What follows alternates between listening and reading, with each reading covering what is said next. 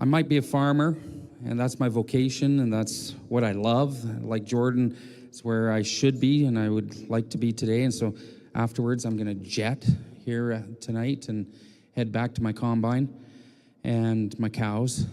But if you need to talk to us, we have a booth over here as well. But it's an honor to speak to you. I'm also the president and chair of the board of Living Streams Institute and on the board of the National Citizen Inquiry, so there's 2 booths over there. It's really, really good to see you all turn out to events like this. But there comes a point in time when people look around the landscape and come to the realization that they're looking at something that they're not part of anymore.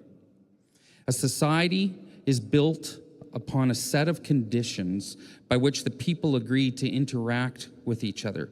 They agree to care for each other in the time of need. They agree to provide services. They agree to disseminate information. They agree to a set of moral codes. They agree to trade between them. They agree to a currency that they can use in trade. And they agree to be governed and regulated in a certain way and to a certain degree.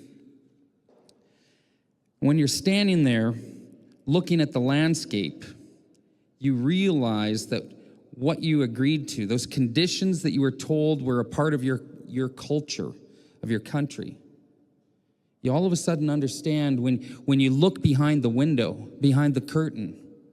Like what you see out here is way different than back here. There's boxes back there.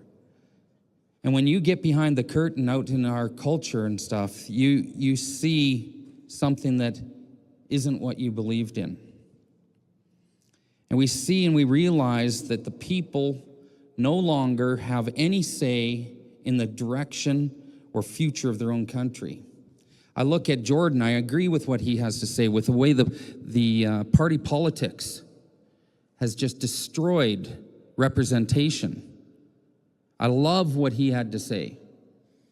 We call our MP up, and we told him during COVID some of the things we thought. And he says, well, I tend to agree with you, but I represent the government, not you. And that's where we've got in this world. When you realize that you're no longer a willing participant, but you're an enslaved, and now I hear here you're a digital number. And I remember when I was a young man, I still think I'm young, but I was feeling here I grew up in southern Alberta. I'm feeling that the opportunities for things I was hoping in life, to be that farmer, were being taken away. 40 years ago, groups were coming in and buying up the land that my dad had farmed for 20 plus years. And there was no place for a farm kid like me without big buckets of money. And today, I look around and we hear as well how we're told that young people will never have the ability to own a home in this country. They will never be able to achieve their goals in life. There is no job for them. There is no funding. There is no hope. There is no place they can call their own. Today, new groups are buying up land and homes and controlling money. And these same groups control the politicians, and they want to control every aspect of your life. The society that we look out upon is not what we agreed for our grandkids.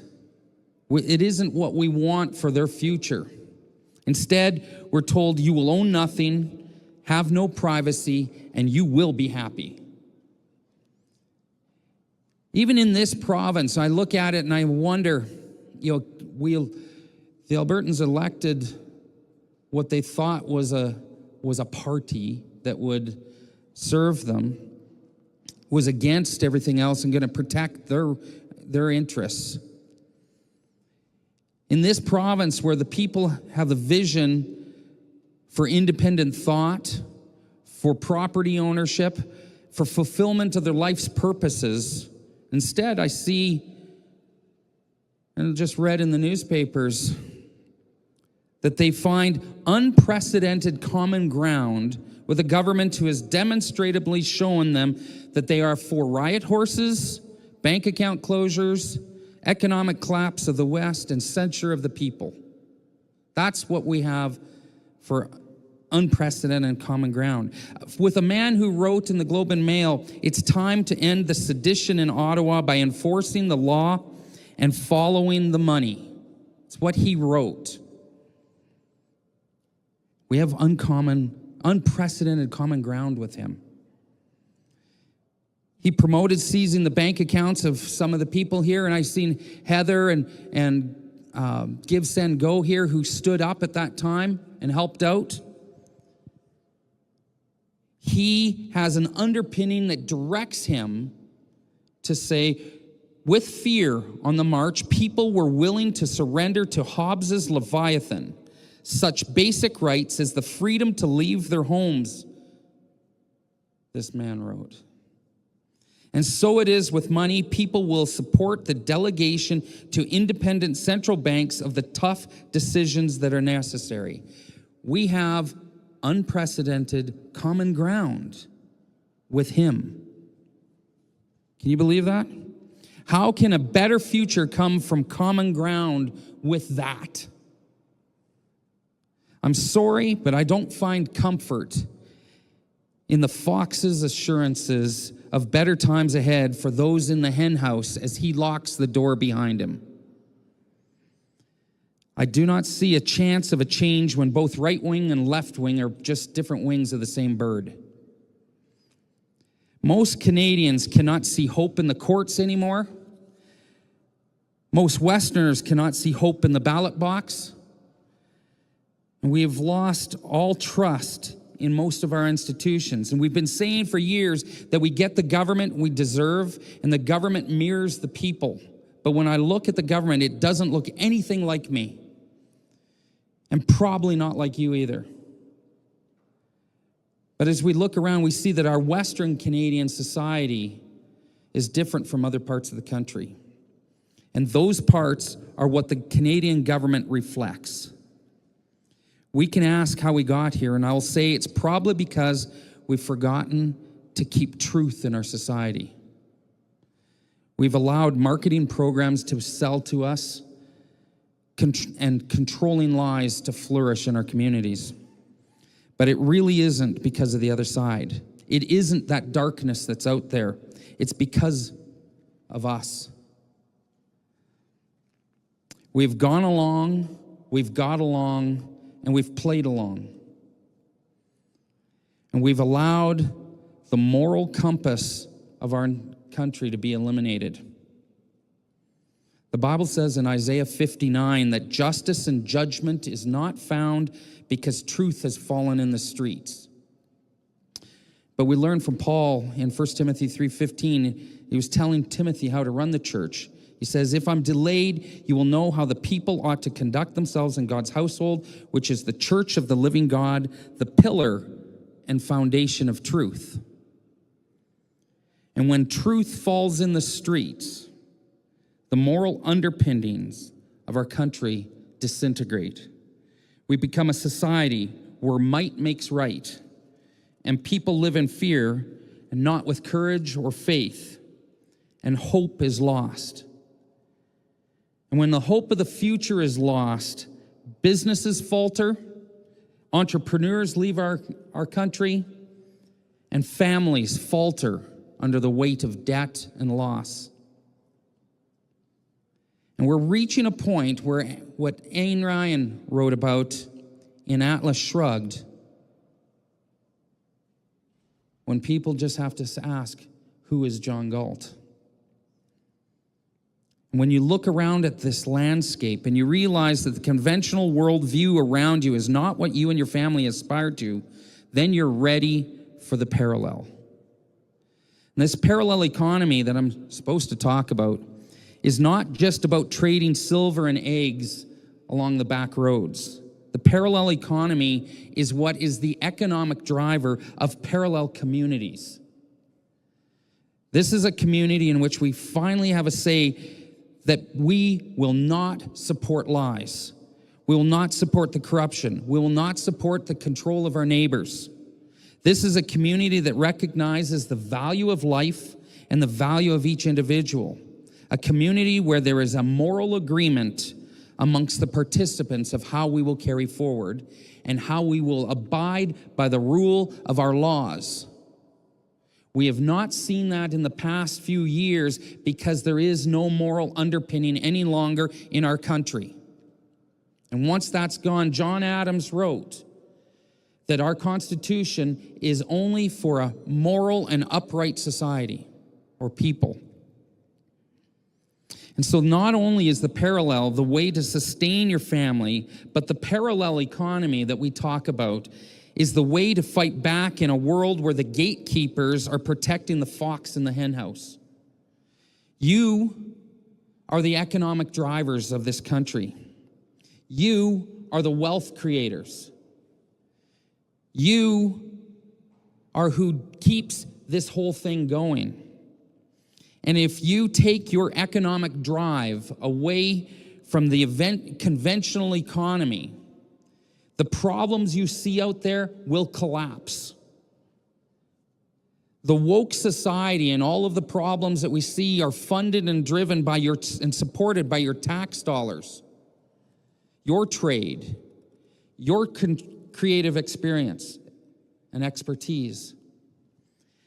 If you remove that support, it all collapses. And so the Living Streams think tank, we developed and launched an association which is populated by local communities across the country. It's called we call it the Prairie Development Association.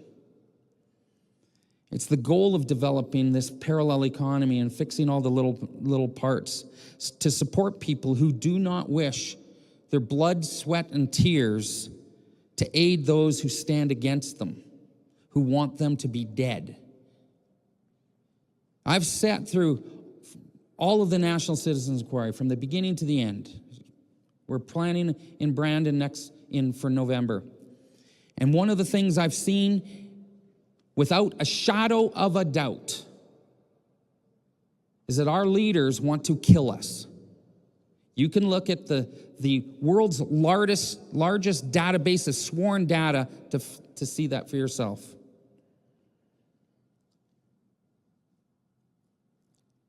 But if you want to escape that, you take your business into the parallel.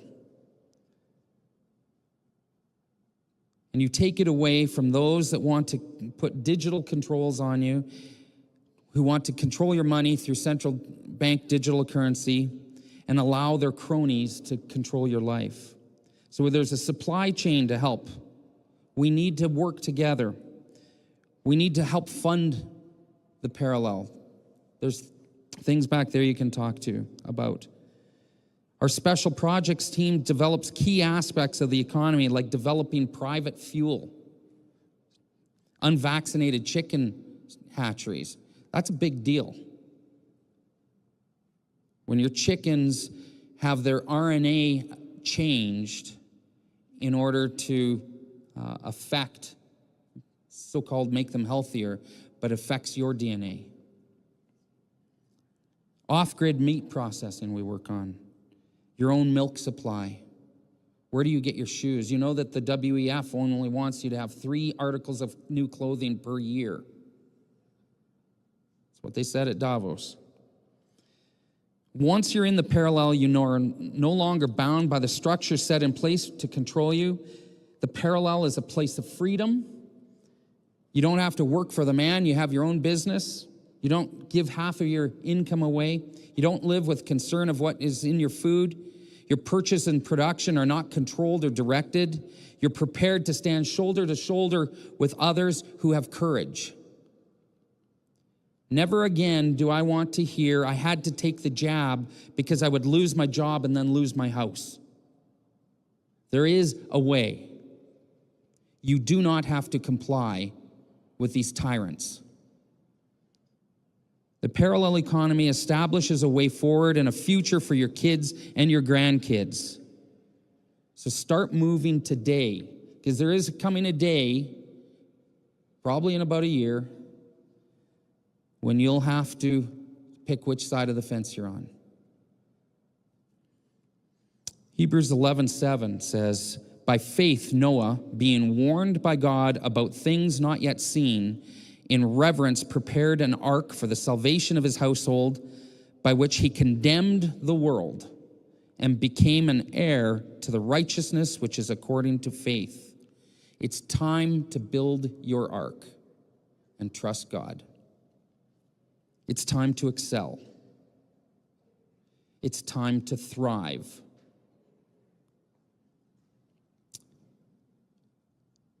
Charlie Kirk's been mentioned a lot of times, and he did something different. He didn't go to university. He didn't take the normal path. It's time for you to get out of Egypt, leave the slavery behind, and go on and take on the promised land that's ahead of you. Thank you.